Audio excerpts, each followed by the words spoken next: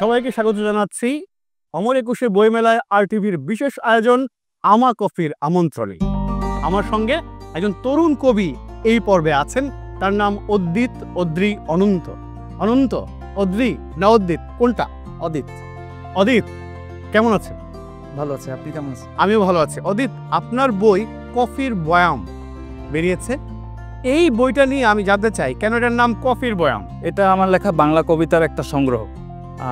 এটা দুইটা পাণ্ডুলিপি নিয়ে তৈরি হয়েছে এই বইটা। একটা হলো পুরাতন কবিতা, আগের বইগুলো থেকে 40টা কবিতা নিয়ে একটা পাণ্ডুলিপি, আর নতুন 35টা কবিতা নিয়ে আরেকটা পাণ্ডুলিপি। মানে এই দরকে আমি বয়ের সিক্রেট হ্যাঁ আছে এখানে। ওখানে ওটা কবিতা আছে, এটা মানে একটা গল্প আছে এটার পিছে আর কি। মানে গল্পটা শুনি। হ্যাঁ, সেটা হলো যে বরফি তৈরি মানুষের সিক্রেট তো আমার প্রথম বই, 2019 সালে ওটা বের হয়। বের হওয়ার পরের বছরে আরো দুইটা বই আমি বের করি। তো ওই বই দুইটা আমার কাছে অসফল এক্সপেরিমেন্ট ছিল। এখন মানে পিছনে ফিরে তাকালে দেখা যায় যে ওই বইগুলোর একটা জার্নি হিসেবে বইগুলো খুব একটা দাঁড়ায়নি, কিন্তু বইগুলোতে ইন্ডিভিজুয়ালি কিছু ভালো কবিতা আছে। তো ওই কবিতাগুলো আর বরফি তৈরি মানুষের সিক্রেট, ওখান থেকে কিছু মানে এই ধরনের যেই কবিতাগুলোকে আমি মনে করি যে আমাকে এখন এক্সাইট করে কফির মতো, সেই কবিতাগুলোকে আমি একত্রিত করলাম। আর নতুন কবিতা যেগুলো হয়েছিল ওখান থেকে বেছে বেছে 35টা কবিতা নিয়ে দুটো বয়ামে বইটা আমি মানে করলাম। দুটো বয়াম মিলে একটা কফির বয়াম, একটা কফির বাংলা কবিতার একটা বয়াম, যেটা মানে এখানে ওই কবিতাগুলোই আছে যেগুলো কবিকে এক্সাইট করে। দারুণ। মানে আপনার কি মনে হয় নতুন একটা বই হওয়ার চেয়ে এই যে আপনার একটা সমগ্র হলো, এটা কি বেশি এক্সাইট করবে পাঠককে? হ্যাঁ, আমার তাই মনে হয়। আমার মনে হয় যে ওই বই দুইটাতে এমন অনেক, যেটা বললাম যে বরফে তৈরি মানুষের সিক্রেট ইটসেলফ একটা স্বতন্ত্র জার্নি, এবং ওটা আমার পছন্দের বই। বাট ওর পরের দুইটা বই যেটা, ওখানে আমি যেটা বললাম যে ওখানে অনেক এলোমেলো কবিতা, এলোমেলো জার্নি হওয়ার কারণে বেশ কিছু কবিতা ক্ষতিগ্রস্ত হচ্ছে। এবং আমি চাচ্ছিলাম যে অদিতের কবিতা বলতে গেলে মানুষ তার বরফে তৈরি সিক্রেটের পরে আর কোথায় তাকাবে ওটা দেখতে পারতেছে না বা বুঝতে পারছে না, বা কিনলেও সে বিভ্রান্ত হচ্ছে। তো আমি পাঠককে অদিতের কবিতার একটা বয়াম, যে এই বয়ামটা পাঠক সংগ্রহ করলে অদিতের কবিতাকে চিনতে পারবেন। কবিতায় হ্যাঁ, তোমার শক্তির জায়গাটা কোথায় আসবে?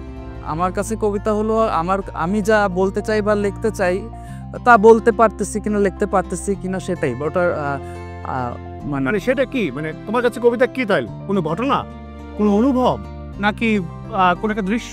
আপনি যে তিনটা বললেন তিনটাই কবিতা। আর কবিতা যদি পুরোপুরি বুঝতে পারতাম আমার মনে হয় কবিতার প্রতি আমার আগ্রহ কমে যেত। আমি একটা কবি হিসেবে এখনো কবিতাকে পুরোপুরি বুঝতে পারি নাই।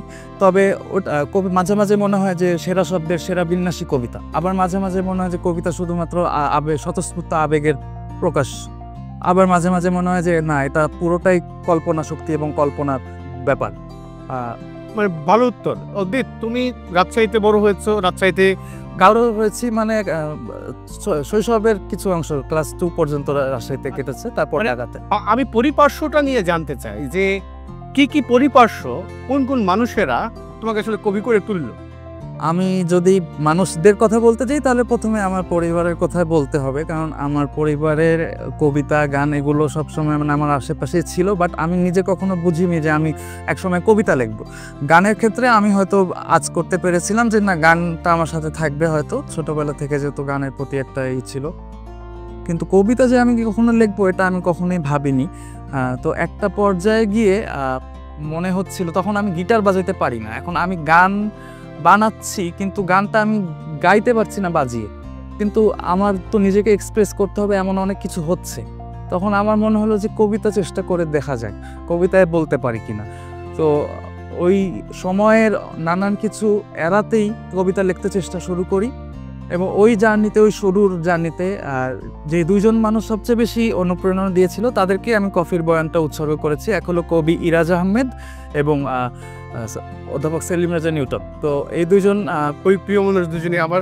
অদিত, যাদের কথা বলছিলেন ইরাজ আহমেদ এবং সেলিম রাজা নিউটন, তাদের নিশ্চয়ই বড় প্রভাব আছে। আমি জানতে চাই যে আর কোন কোন কবি সাহিত্যিকরা আসলে আপনার এই জার্নিতে প্রভাব রেখেছে? এরকম বললে তো শেষ হবে না, অজস্র কবি। মানে ওই সময় জীবনানন্দ দাশ, তো আমার মনে হয় যে বাংলা কবিতায় যারা কবিতা লিখতে আসছে সবার উপরে জীবনানন্দের একটা প্রভাব আছে। তো ওখান থেকে আমিও আলাদা না।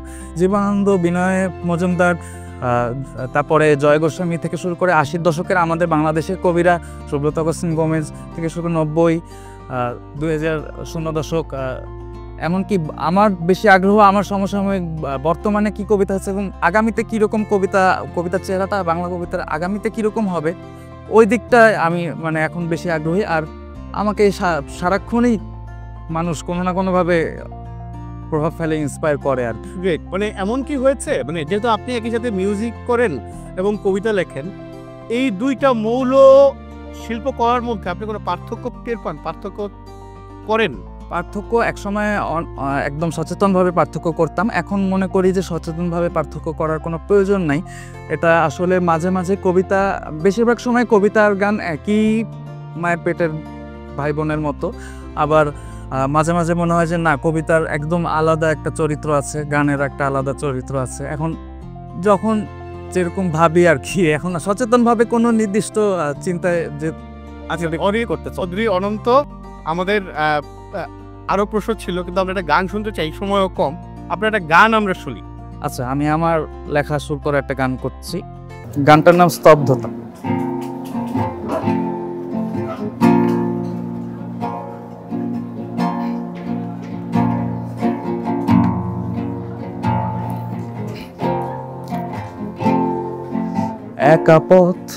একা পথ চেনা চেনা মুখ সব ঝাপসা কাচের মতো। স্তব্ধতা চারিপাশ অন্ধকার, দৃষ্টিশক্তি কমে আসে। তাই চুপচাপ খুব রাত দেয়ালে জানালায় পড়া নারী কিসের আশায়। মন জানে না, বোঝে না, অতীত জানে সব, একা একা ভাঙচুর। দূরে কোথাও জানালা খোলা, অনেক হাওয়া। দূরে কোথাও জানালা খোলা, অনেক হাওয়া। আমার এই স্তব্ধতা, শুধু স্তব্ধতা, ভেঙে দেয় সব দৃশ্য। আমার এই স্তব্ধতা, শুধু স্তব্ধতা, ভেঙে দেয় তোমার সহ।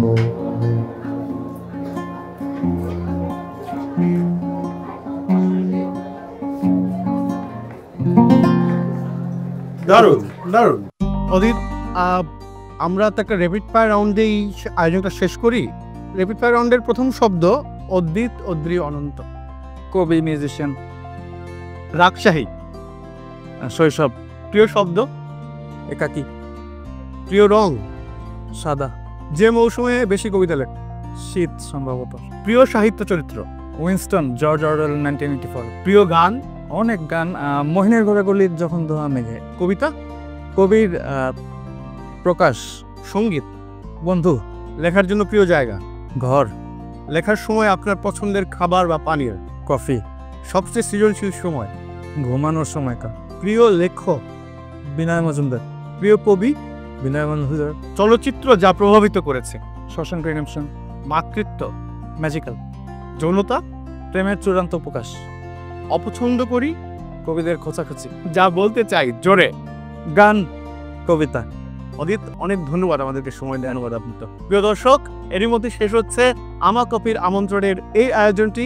বইমেলার সময় প্রতিদিনই একটি নির্দিষ্ট সময়ে আপনারা আরটিভির পর্দায় দেখতে পাবেন এই আয়োজন। সবাইকে অনেক ধন্যবাদ।